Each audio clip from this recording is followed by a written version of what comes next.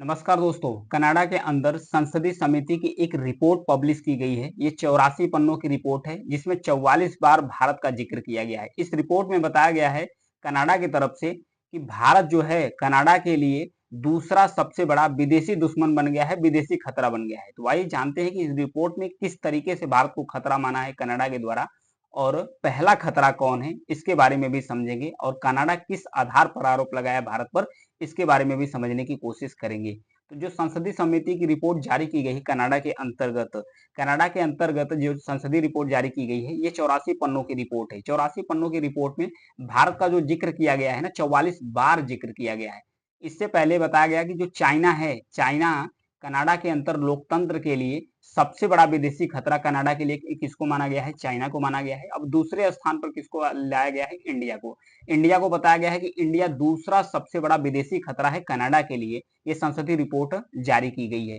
इसके पहले कौन था? इसके पहले रसिया था। इसके पहले रसिया को कनाडा आरोप लगाता था कि रसिया भारत के लिए दूसरा सबसे बड़ा कनाडा के लिए दूसरा सबसे बड़ा खतरा है। अब स्थान किसका आ गया? इंडिया का आ गया है। तो किस आधार पर ये आरोप लगा रहा है कनाडा, इसके बारे में भी समझने की कोशिश करेंगे कि कनाडा आखिर कर क्या रहा है। तो इसके बैकग्राउंड को समझने की कोशिश करते हैं। ये है हरदीप सिंह निज्जर। इनकी मृत्यु हो गई थी 18 जून का समय था 2023 में। ब्रिटिश कोलंबिया प्रांत था, कहाँ? कनाडा के अंदर। दो बंदूकधारी, नकाबपोश बंदूकधारी इनकी गोली मारकर हत्या कर दी थी।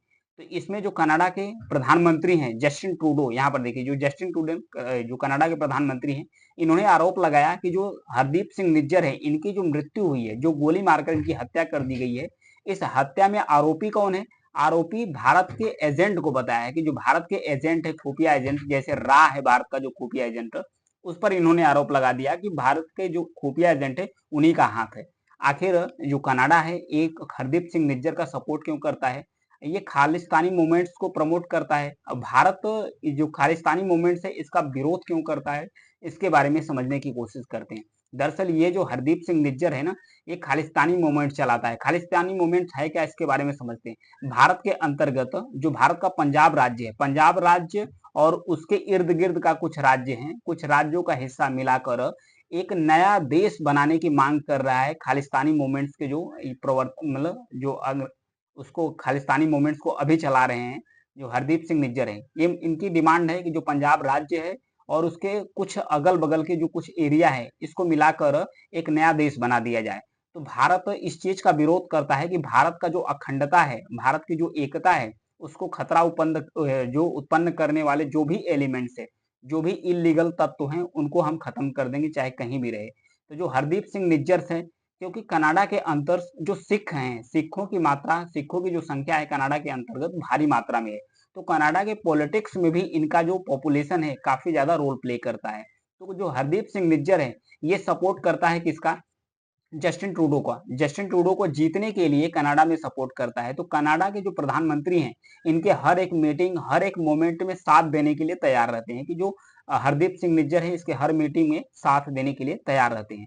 तो इस आधार पर कनाडा ने आरोप लगाया भारत पर कि जो हरदीप सिंह निज्जर हैं, इनकी जो हत्या है, इसमें भारत का आरोप मतलब भारत का हाथ है। भारत के जो खुफिया एजेंट है रा, उन्हीं का हाथ है।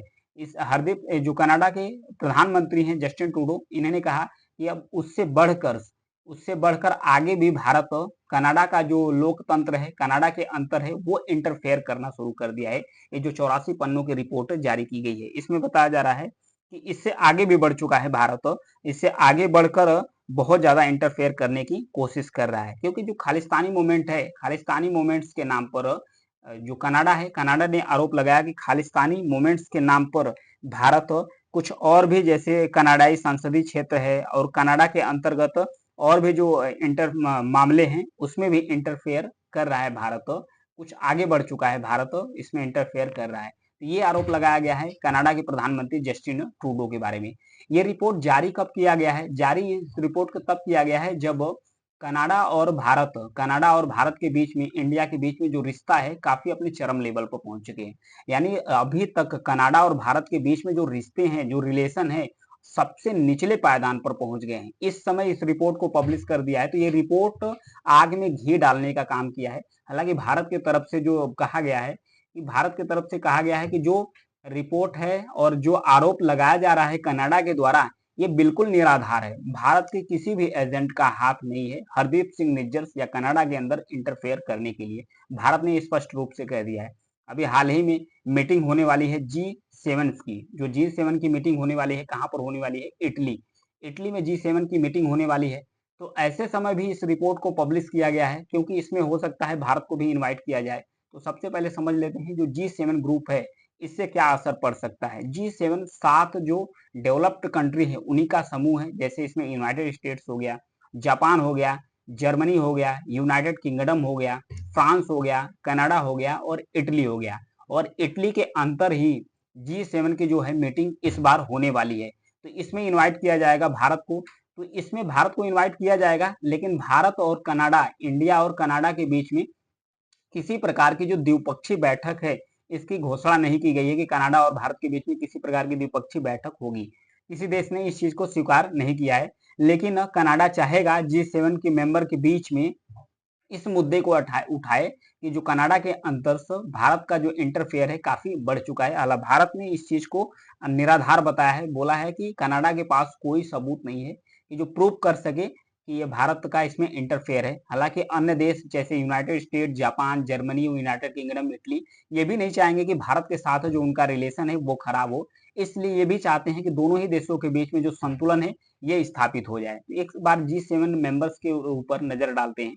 तो जो G7 कंट्री है, दुनिया की जो पॉपुलेशन है 9.8%, यानी कि 9.8% पॉपुलेशन सिर्फ G7 कंट्री के देशों की है। अगर जीडीपी की बात किया जाए तो जीडीपी 43.4% जीडीपी होल्ड करता है पूरी दुनिया का।